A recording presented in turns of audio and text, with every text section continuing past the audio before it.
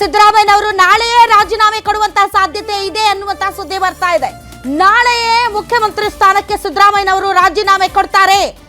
High command ಜೊತೆ ಮಾತುಕತೆಯ ನಂತರ ರಾಹುಲ್ ಗಾಂಧಿ ಅವರು ನೀವು ರಾಜೀನಾಮೆ ಕೊಡಿ, ಡಿಸಿಎಂ ಆಗಿರುವಂತಹ ಡಿ ಕೆ ಶಿವಕುಮಾರ್ ಅವರು ಮುಖ್ಯಮಂತ್ರಿಯಾಗಿ ಪ್ರಮಾಣ ವಚನ ಸ್ವೀಕರಿಸಬೇಕು ಅಂತ ಹೇಳಿದ ಮೇಲೆ ತಮ್ಮ ಆಪ್ತರ ಬಳಿ ಬಂದು ಸಮಾಲೋಚನೆ ಮಾಡುವಾಗ ಸಿದ್ದರಾಮಯ್ಯನವರು ಎಸ್, ಹೈಕಮಾಂಡ್ ನನ್ನ ರಾಜೀನಾಮೆಯನ್ನ ಕೇಳಿದೆ, ನಾನು ಹೈಕಮಾಂಡ್ ಹೇಳಿದ ಹಾಗೆ ನಡೆದುಕೊಳ್ಳುತ್ತೇನೆ, ನಾನು ಅವಾಯ್ಡ್ ಆಗ್ತೀನಿ, ನಾನು ರಾಜೀನಾಮೆ ಕೊಡ್ತೀನಿ ಅಂತ ತನ್ನ ಆಪ್ತರ ಬಳಿ ಸಿದ್ದರಾಮಯ್ಯನವರು ಹೇಳ್ಕೊಂಡಿದ್ದಾರೆ.